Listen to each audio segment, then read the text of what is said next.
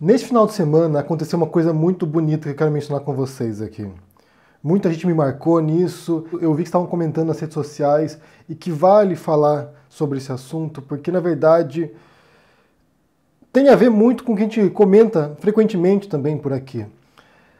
A Anitta teve uma aula de política com a Gabriela Prioli, na qual a Gabriela explicou para a Anitta como funcionam os diferentes poderes, o que é a estrutura republicana, o que é o executivo, o judiciário e o legislativo. E foi muito legal porque o modo como a Gabriela Prioli explicou isso para a Anitta, primeiro que foi de maneira bastante clara para quem não entende o assunto, e por outro lado também a postura de humildade da Anitta, de se pôr nessa posição de eu não sei e eu quero entender. Me explique, por favor. Entendi. Estes poderes, depois eu falo do judiciário, que o judiciário é o poder mais descolado dos três poderes. Embora no Brasil, né, a gente fala na teoria o judiciário é o poder mais descolado, mas no Brasil ele se mistura bastante. Mas a gente fala já. Vamos primeiro ficar Porque nesses quem dois. seriam os ministérios? O judiciário? Não, os É. ministérios estão dentro do poder executivo. Tá. Porque os Isso é muito comovente porque o que a gente vê, na verdade, é que a primeira etapa, o primeiro passo para você aprender alguma coisa, qualquer assunto que seja, qualquer assunto no mundo, a primeira etapa é você reconhecer que você não sabe aquilo. É você reconhecer sua própria ignorância. E quando a gente fala ignorância aqui, não no sentido que você é burro, não no sentido que você é estúpido, mas que você não sabe, que você ignora aquele assunto, ou que você ignora aquele aspecto específico dentro de um assunto mais amplo. Você reconhecer que você não sabe é a etapa necessária para que você possa um dia aprender aquela coisa. E não tem nada de vergonhoso nisso, não tem nada de errado nisso, não tem nenhum problema se você não sabe certo assunto. Não tem nada de errado nisso. Mesmo quando você é um profissional numa área específica e você não conhece outro aspecto específico do seu mesmo campo de atuação. E outra coisa importante, eu quero pôr aqui um trechinho da aula da Anitta, quando ela fala sobre a formação dela, né, na escola. Ela diz o seguinte aqui. Acho que assim, o grande problema é que na escola, quando eu fui aprender tudo isso, era tudo tão chato, tão carregado e era tão difícil de eu conseguir ver essa realidade, como a gente está aqui, né? Você está explicando, a gente está colocando exemplos no dia a dia, exemplos em coisas que a gente consegue palpar, ou então visualizar de maneira mais didática e fácil. Quando a gente está na escola, é tudo tão longe do que a gente pode mentalizar, principalmente a gente sendo, né, criança, adolescente, whatever que a gente seja, é tão difícil da gente ter perto um exemplo assim, que a gente não acaba falando, eu não entendo, vou decorar, vou fazer a prova. Amiga, isso é estratégia de dominação. Eu não sei como é hoje no Brasil, na escola, embora acho que não tenha mudado tanto assim em relação à minha época. Você tem um propósito muito conteudista na escola, ou seja, de você apresentar conteúdos, você aluno aí tem que memorizar, tem que estudar, fazer uma prova, tirar nota, para depois fazer o vestibular e entrar numa universidade.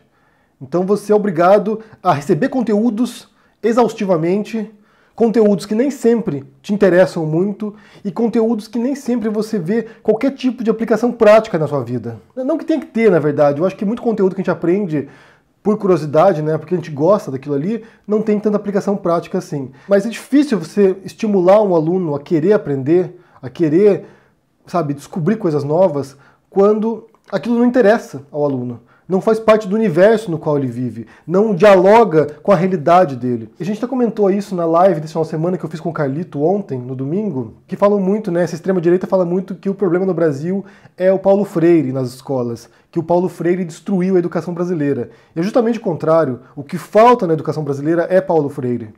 É você compreender que a educação ela é muito mais eficaz, ela é muito mais construtiva, ela é muito mais produtiva, ela é muito mais emancipadora quando você traz o mundo do aluno para ele.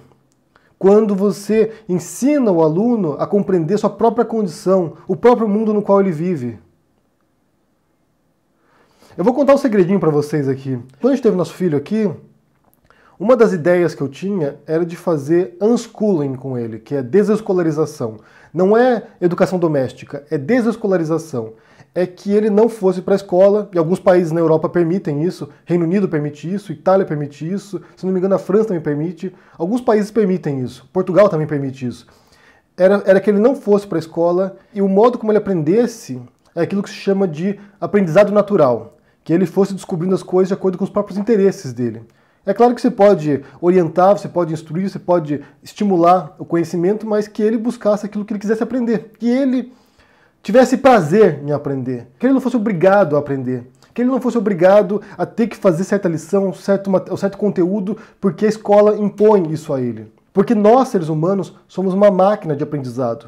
O nosso cérebro é uma máquina de aprender. É o tempo todo absorvendo novas informações, é o tempo todo fazendo novas conexões. E a gente tem um ímpeto natural de descobrir as coisas, de aprender coisas novas. E por outro lado, eu vou citar dois autores aqui, e a Gabriela Prioli fala nesse sentido também, de um outro modo, dois autores que falam coisas distintas, desde pontos de vista distintos, mas que essencialmente defendem uma posição parecida. Você tem, por um lado, o Michel Foucault, autor francês, na obra dele, que é muito lida por várias disciplinas de humanas, que é Vigiar e Punir, no qual ele elabora um conceito dele de diferentes momentos, aquilo que chama de paradigma, diferentes momentos na história, com práticas diferentes a partir de uma concepção subjacente. Então, por exemplo, na Idade Média você tinha uma mentalidade punitivista, você tinha uma mentalidade de que a punição para crimes vinha através de punição equivalente, ou punições violentas. Por exemplo, roubou, corta a mão, decepa a mão. Matou alguém, vai ser morto.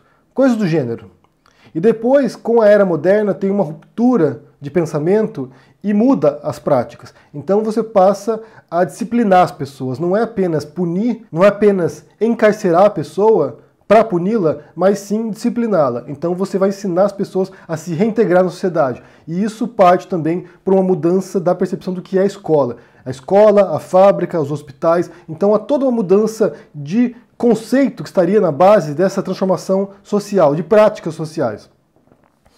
Então a escola passa a ser, na era moderna, um espaço de disciplina, de constranger a pessoa a se encaixar no mundo que exige certas práticas. Então a escola já é um preparo disciplinatório para a fábrica. Você vai sentar numa cadeira, ficar olhando o professor, você tem horário para entrar, horário para recreio, horário para sair, você tem que cumprir metas, você tem que tirar notas, e isso já é um preparo para a produtividade. Isso já é um preparo para você se inserir no mercado de trabalho da era industrial. Porque depois você vai entrar numa fábrica, você tem horário para entrar, você tem horário para sair, você tem horário para almoço, você tem que cumprir metas de produtividade, você tem que ficar no seu espaço ali de trabalho cumprindo a sua obrigação. Então a escola é uma reprodução de um sistema.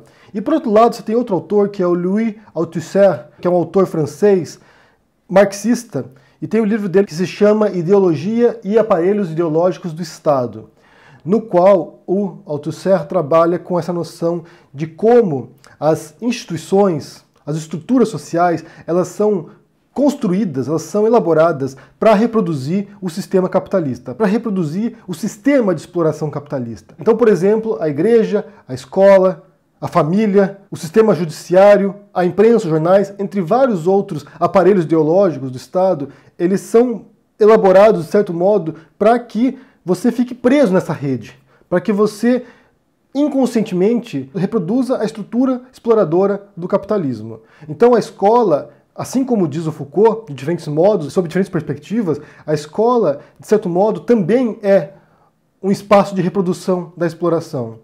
Você vai para a escola porque ali você vai aprender como ser um cidadão produtivo na sociedade. A intenção não é criar, em nenhum desses dois cenários aqui, nem do Foucault, nem do Althusser, a intenção não é criar seres humanos críticos, cidadãos críticos, que pensem em sociedade, que reflitam sobre a sociedade, que questionem a sociedade, que queiram mudanças na sua condição de vida e dos outros. A intenção não é essa, a intenção é a formação de mão de obra. Principalmente se você for pobre. Porque se você for rico, você vai para uma escola de elite que vai ter modelos educacionais inovadores, que vão te estimular a reflexão, que vão te estimular outras competências para você ser um líder, para você ser aquele que está no topo da sociedade e não quem está na base. E aqui você já tem uma distinção que parte da própria formação sua. Coisas que nós, e eu falo nós aqui, nós que frequentamos escolas públicas, eu, Anitta, outras pessoas que estiveram na escola pública, coisas que nós não aprendemos na escola pública, talvez numa escola de elite, essa pessoa tem aprendido. E aqui vale mencionar um outro livro que se chama Outliers, escrito pelo Malcolm Gladwell, no qual ele mostra essas pessoas que se destacam, pessoas que estão fora da curva, pessoas que simplesmente chegam num patamar de maestria em suas áreas, que se destacam dos demais. E um dos casos mencionados pelo Gladwell é o caso do Bill Gates. Ele fala assim, por que o Bill Gates se tornou o Bill Gates? Por que o Bill Gates se tornou quem ele é hoje? Ele mostra ali que você tem vários elementos que permitem isso. Várias circunstâncias. Você tem a circunstância histórica, principalmente, né? O tempo no qual você nasce. O Bill Gates não seria um mega empresário da informática se houvesse nascido em 1800, porque não havia informática na época, então ele só pôde ser um gênio da informática porque ele nasceu no nascedouro da informática, quando começavam a surgir computadores pessoais. E outros elementos têm a ver com a família na qual você nasce, com a escola que você frequenta, com o país no qual você nasce. E são todos aspectos contingentes. Você não escolheu isso. Você não escolheu nascer no Brasil, na sua família, no bairro no qual você nasceu, na sua cidade. Você não escolheu nascer rico ou pobre ou classe média. Você não escolheu isso. Você nasceu ali. E isso vai te abrir as condições para você não apenas atingir certos patamares sociais, como também a própria condição do seu pensamento, daquilo que você pode pensar, de onde você pode chegar intelectualmente também. E aqui vale referir outro livro, que é o do Gessé Souza, que eu já falei várias vezes aqui, que é A Elite do Atraso, no qual ele fala justamente isso. Como o intelecto, o prazer, o tesão por estudar, o tesão por aprender, também deve ser estimulado. De certo modo, segundo Gessé Souza, esse capital cultural, ou seja, essa capacidade de acumular conhecimento, e esse conhecimento te dá algum tipo de perspectiva de ascensão social, esse capital cultural, de certo modo, acaba sendo um privilégio da classe média. E é justamente daquilo que a classe média não quer abrir mão. Porque se ela perde essa primazia do capital cultural, não tem nada que a distingua dos pobres. É isso que a distingue principalmente dos mais pobres. É que elas têm acesso a um tipo de educação diferenciado. Então, por exemplo, o que fala o Gessé Souza? Se você nasce numa família que te estimula a ler, que te estimula a ir ao museu, a ir a um concerto, a acessar certos bens culturais, isso vai te estimular a continuar fazendo isso. E tem pesquisas já que a gente sabe aqui que um dos principais fatores para a leitura, por exemplo, para que você goste de ler, é que você tenha em casa modelos de leitura, que você tenha um pai ou uma mãe que gostem de ler. Por outro lado, se você nasce numa família que não te dá esses recursos, ou que considera a educação como algo secundário, ou que você não tenha em nenhum momento, nenhum modelo, nenhum referencial de busca pela cultura, pelo conhecimento, e cultura no sentido específico formal. Se você não tem esses referenciais de aprendizado, você não vai desenvolver também por conta própria. Porque, por um lado, você tem uma escola que não visa a formação do pensamento crítico, visa formar gado, formar boiada, formar mão de obra geralmente não muito qualificada para reproduzir certos trabalhos, para reproduzir a exploração. E, por outro lado, se as suas condições sociais não estimulam também isso, você não vai estabelecer essa vontade. Não vai surgir do nada isso. E muitas vezes, quando a gente vê alguns casos excepcionais de pessoas que nasceram em lares nos quais não tinha nenhum referencial educacional ou cultural, e as pessoas vai lá e desenvolve isso, é porque algum professor, por exemplo, viu um potencial naquele aluno e foi lá e instigou essa pessoa, ou algum vizinho, ou uma tia, alguém foi lá e viu aquilo ali e estimulou isso. Então, de certo modo, a gente tem um paradoxo aqui, porque a gente nasce como seres, né? Nós seres humanos somos seres que o tempo todo aprendemos e, ao mesmo tempo, por outro lado, temos uma série de fatores externos que nos forçam a não pensarmos a sociedade, ou não pensarmos nossa condição, ou não pensarmos quem nós somos, que nós não reflitamos. Então, por exemplo, quando você tem aqui essa aula da Gabriela Prioli com a Anitta, o que você vê é uma pessoa ali, a Anitta, querendo aprender, querendo cumprir uma lacuna de anos, de décadas, de uma formação precária, que é a formação de boa parte dos brasileiros, de uma formação precária que não dá o mínimo de condições necessárias para que ela possa pensar esse momento político no Brasil. Quando a gente fala que o brasileiro vota mal, não é porque ele vota mal porque ele quer votar mal, mas é porque jamais foi treinado para se indagar sobre as coisas. Para que você olhe essa circunstância, você olhe quem são os candidatos, que você olhe quem são as pessoas que falam com você publicamente, e que você pare e fale assim, vou investigar, vou pesquisar o que ele está dizendo, vou ler o programa eleitoral dessa pessoa e ver o que ela está dizendo, e se isso é factível, se ele pode cumprir isso depois. vou fiscalizar essa pessoa. Eu votei nesse deputado, eu votei nesse senador, eu votei nesse político, eu vou fiscalizar essa pessoa depois. Vou mandar um e-mail para ele cobrando que ele se posicione nessa questão. Nós jamais fomos treinados para isso. Nós somos treinados para reproduzir a exploração do nosso sistema. Que a gente seja mão de obra, que a gente não questione, que a gente não ponha em dúvida as coisas. Que a gente ponha a viseira, trabalhe, tenha filhos que vão trabalhar um dia para reproduzir o sistema, trabalhe, se aposente e morra. E nem isso agora mais. Nem se aposentar mais as pessoas vão. Eu vi uma notícia também, vou deixar para vocês o link aqui embaixo, que diz que em conversas com amigos, em conversas privadas, a Anitta demonstra a vontade de um dia ser presidente da República. E eu não duvido que ela possa conseguir isso. Não duvido. Porque o primeiro passo para isso é esse esforço de aprender. De aprender como funciona o mecanismo, de aprender como funcionam as práticas que estão por trás disso, de aprender o que eu tenho que fazer para chegar lá. Ela já provou, sem dúvida nenhuma, que ela tem uma enorme capacidade empresarial para gerenciar a carreira dela, para obter certas conquistas que muitos músicos brasileiros jamais sequer pensaram que poderiam um dia. Então, nesse sentido, ela já demonstrou que ela tem essa capacidade de se inventar, de se reinventar, de superar certas barreiras sociais nas quais ela nasceu, de barreiras culturais, de barreiras psicológicas também, de superar isso e se reinventar. Isso é muito difícil. Mas eu repito aqui, o primeiro passo para essa construção do conhecimento é que você se põe na posição de eu não sei e quero saber. Eu não sei e vou aprender. Quem pode me ensinar? Quem pode me explicar isso? Onde eu posso encontrar essa informação que eu procuro? E isso parte, em grande medida, de um ímpeto próprio seu, que pode ser estimulado por outras pessoas. Você pode ter algum referencial que você observe e fala assim, pô, que legal, olha quanto essa pessoa sabe sobre esse assunto. Eu também quero ser assim um dia. Eu também quero aprender o que essa pessoa sabe. E isso vai te empurrar adiante. Mas esse esforço é confrontado por uma série de barreiras que você tem que superar. Só para concluir esse vídeo aqui, eu quero contar uma última história para vocês. Já falei para vocês aqui que eu sempre gostei de estudar, né? Sempre foi assim, para mim, é um prazer de fato. Eu sentar aqui, ler um livro, aprender alguma coisa, ver um documentário, assistir alguma aula, para mim é um prazer enorme isso. É realmente algo que me realiza, que me dá satisfação fazer isso. Eu me lembro quando eu era adolescente, que eu ia para a praia, eu sempre ia com um livro para a praia. Sempre estava com um livro na mão, Eu ia para casa da minha avó com um livro, sempre estava com um livro na mão. E as pessoas olhavam, por que você está lendo? Está estudando? É para a escola? Eu falo, não, estou lendo porque eu quero, porque eu gosto, é um prazer, eu gosto de fazer isso. As pessoas olhavam assim, credo, você gosta de ler?